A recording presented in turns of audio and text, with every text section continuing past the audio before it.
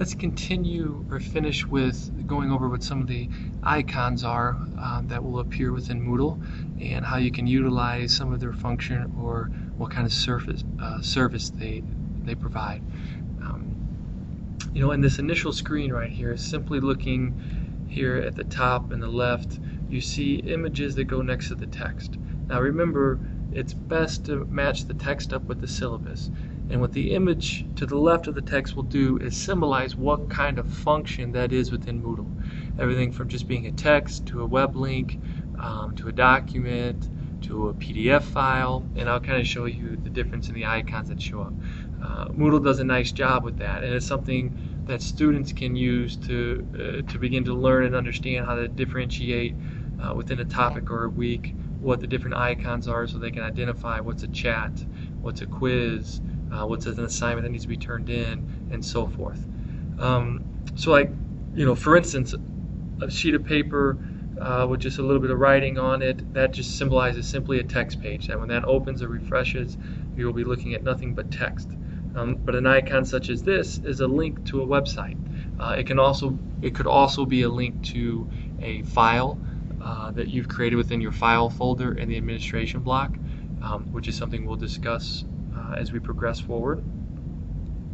Up here, the two faces looking at each other, that always represents a forum. Forums are places where either individual or group discussions can happen. That's something we'll get into as we progress. A special note is this right here, this news form. The news form is something that by default automatically appears inside every course, and its function is to serve as an announcement page or an announcement section, and that every student is automatically loaded into it, and that the only individual who can begin a topic inside the news form is the instructor. You can allow students to reply to it or make posts to it, but only the instructor can begin a topic in the news form. You can also set it up so that you're emailed when changes are made, or you can set up an RSS feed to let you know when any alterations or changes are made. And that will always appear in this top section. It should be noted that this top section up here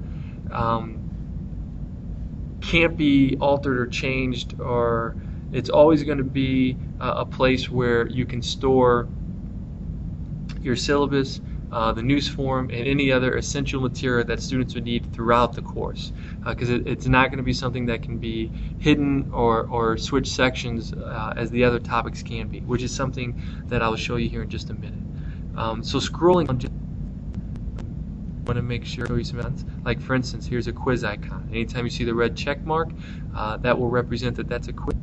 As we on here, you can that this is a PowerPoint.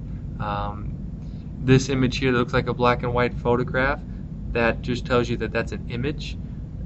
If you come down here to the little icon of a speaker over a white sheet of paper, that would be an MP3 file or some type of audio file.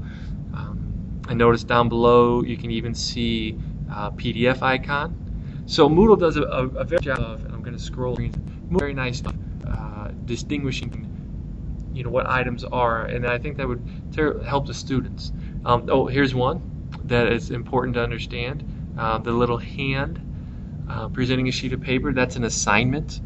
That means that that's something that will link up with the gradebook as well as with a quiz. But that's something that students would need to know that, okay, this is something that gets turned in, whether it's graded or not. It's something that gets turned in, and so that I think those are helpful features. And as you progress through, anytime you create a chat or a wiki, or if you create a survey or questions, all those have separate icons that come with them. And as you develop, and as we progress through, you'll see more of those. Now I want to move your screen over to the right a little bit, and I want to describe what these functions will do. I'm talking here about the box, the light bulb, the large eye, and the arrows that appear below the eye. The box at the top, if I was to click on that, what it'll do is that every subsequent topic or every week or every section below that or above that or around that would disappear, and that the only section that would be viewable would be the one that I have clicked on. And so by clicking on it, if you notice before there was a section down here and it's no longer there. And the box appears changed to a double box. Okay, that tells me as the instructor or as the administrator that okay, there are more sections, but I just want the students to see this, and that I've closed off all the other ones for them to see. Okay, by clicking it back, it then becomes viewable again. All the weeks or topics or sections become viewable again. The light bulb icon, if you were to leave all the topics up, like say you're in a 6-week or 8-week course or a 3-week, depending on however duration of the course is, but you want to make sure that the section or the topic or the week that the students are working in is highlighted so that they understand, okay, this is where we are now.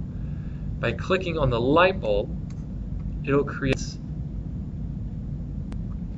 a screen that says to the student, which would be viewable by the student, that this is the section we're working in. Now if you notice there, the eye is open. That eye icon functions the exact same as what we discussed previously. By having the eye open, it means that this section or topic is viewable. By having the eye closed, it means that the students see it, and that anything that's in that, students can't see. Scoot the screen down. Notice the eye is closed. Now I'm going to scoot your screen over a minute. Okay. Notice here the eyes for this subject or these topics are closed as well. Which means nothing inside this section be viewable. So if you were to toggle over to the student view, this number 1 in the beginning wouldn't even appear. I'm going to go back and I'm going to turn the eye open. I'm going to move your screen over a little bit, scroll you down just a bit. Okay, so we still have the border on because I never took the light bulb off.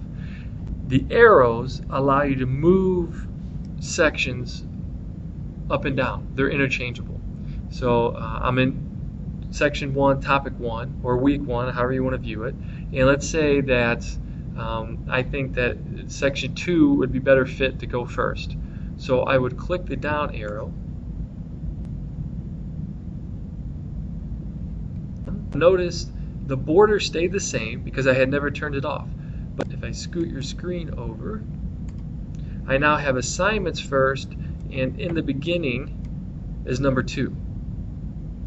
And so that it's a nice way to just be able to build out according to your weeks or your topics of material, and that as you progress through, if you feel the need to manipulate or adjust something according to the course, you can.